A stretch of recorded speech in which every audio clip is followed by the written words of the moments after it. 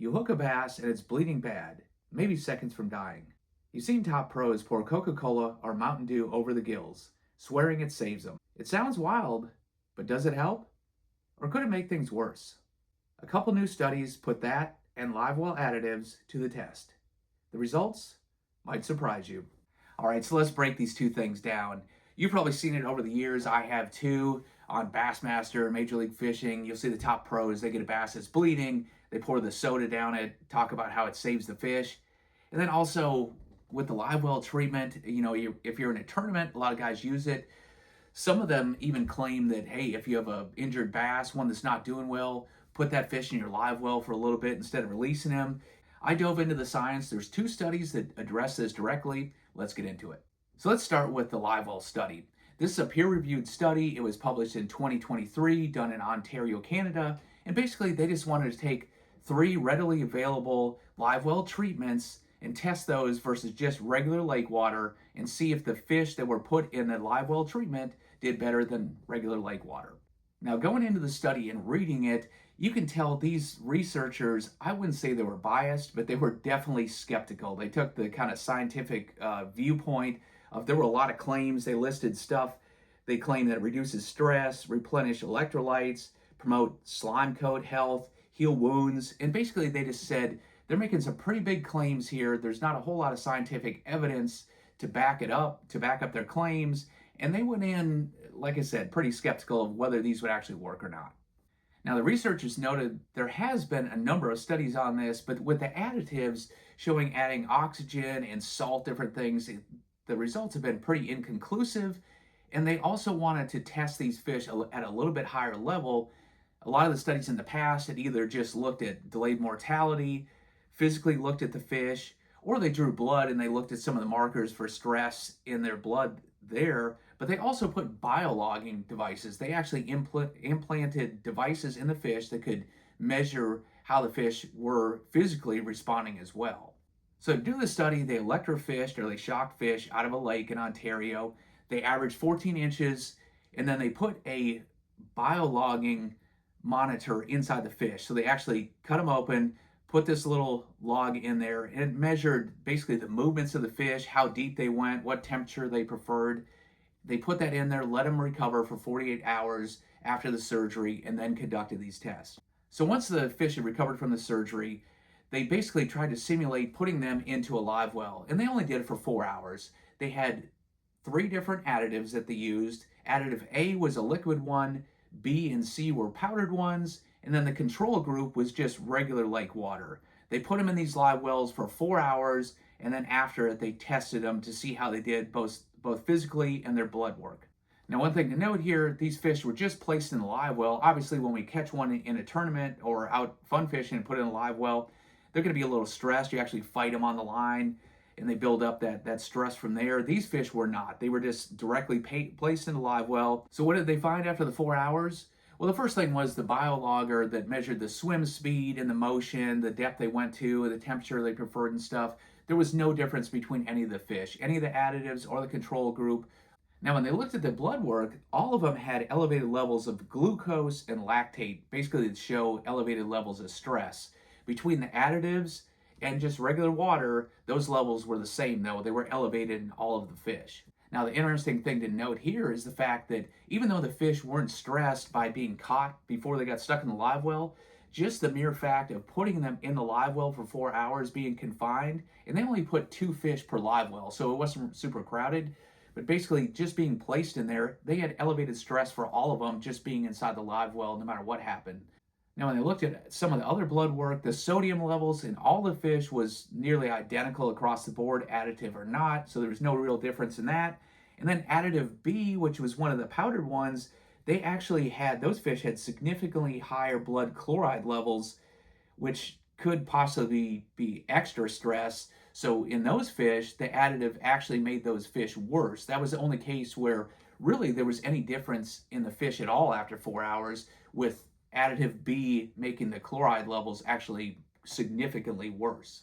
So where does that leave us after the study here? Well, basically the researchers said, number one, the clearest thing we saw here was being in a live well is a stressor to fish. So obviously that has an impact on them. The second thing was that the additives versus regular lake water, they saw no positives and really no difference in any of the levels, except for one of the additives, like I said, actually made it worse with the chloride. So basically, they said until these are tested, they would recommend against using any of the additives. Lake water seems to do just as well. In one case, the additives did worse.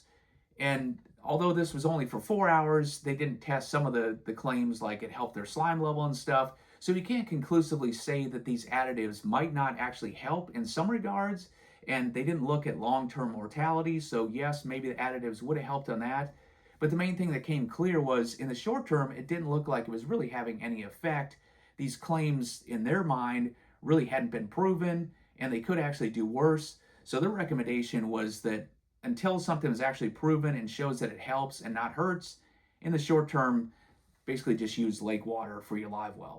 So that study's helpful, but this is the one I really wanted to get to, the one about pouring the soda over the gills of fish and does it stop the bleeding. Obviously, if you gill hook a fish, deep hook it, and it starts bleeding all over the place, that's a serious condition. None of us want to kill the fish if you're trying to release it. If it's a great big one, I mean, you feel horrible about doing it. And if something like this works, obviously we want to use it and try to save that fish. Now, the soda study was published in 2021, a peer-reviewed study that again was done in Ontario, Canada. And I wasn't aware of this. I knew in bass, I've seen a number of pros do this, but I guess in muskie fishing, this is pretty common. A lot of guys recommend that you do it to stop the bleeding there. So these researchers actually tested this on northern pike, and they poured over the gills of bleeding fish, the bleeding gills of the northern pike, Coca-Cola, Mountain Dew, and then carbonated lake water. Plus they did a control of none of them to test which, if any of these, helped.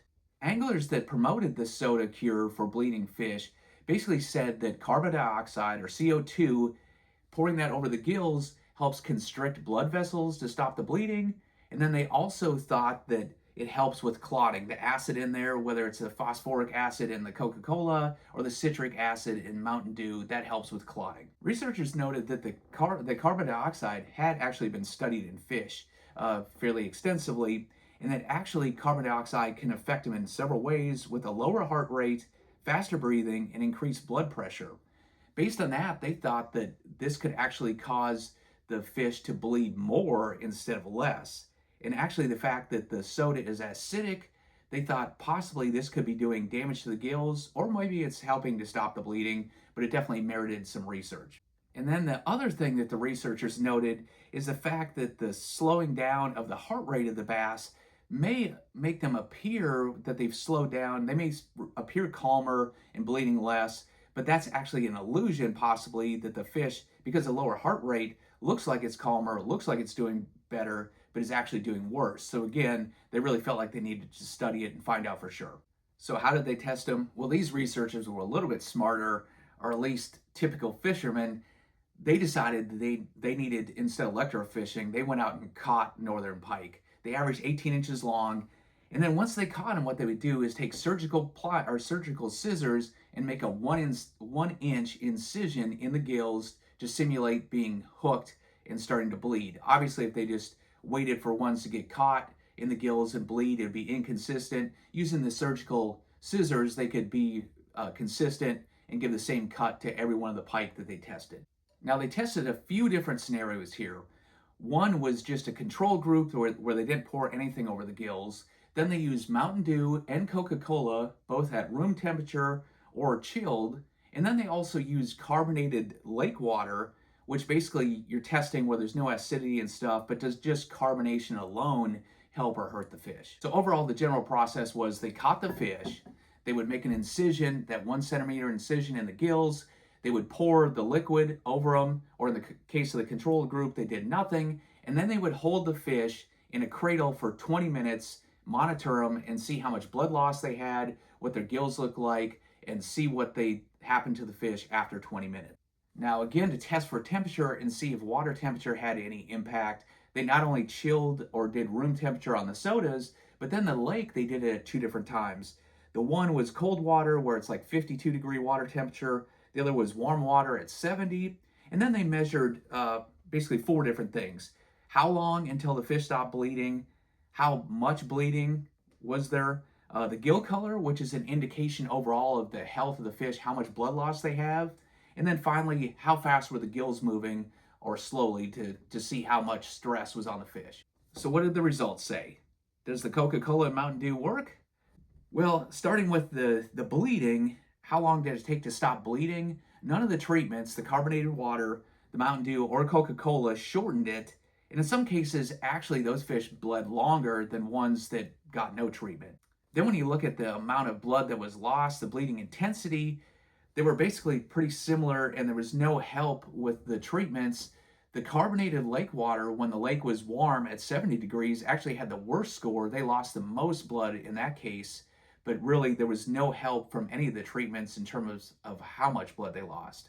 And then another indicator of how much blood was lost, they did the gill color score, but in that case, the fish treated with Coca-Cola and Mountain Dew had the lowest gill scores, so they scored the worst in terms of blood loss based on gill color there.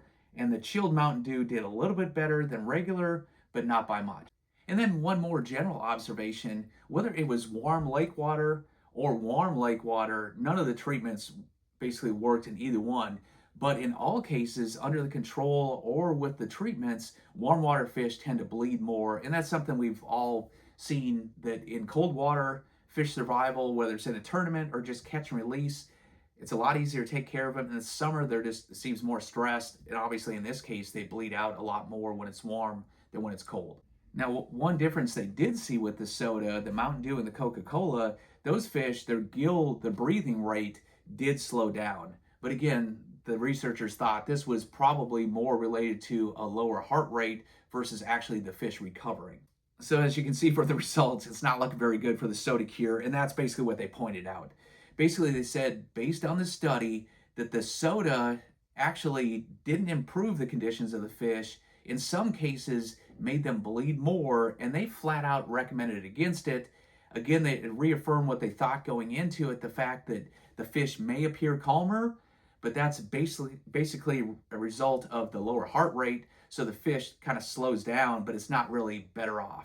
Now, they only kept these fish for 20 minutes. They euthanized all of them after the 20 minutes, so there could have been some changes in long-term mortality. None of the fish, in my reading, showed that they actually passed away in those 20 minutes, so they all made it through, but the long-term survival was not studied. But at least short-term here, it looks like myth busted on the soda. You're better off not doing it. Plus, they noted that the acidity of the soda could actually be damaging the gills, so there could be some long-term damage there as well.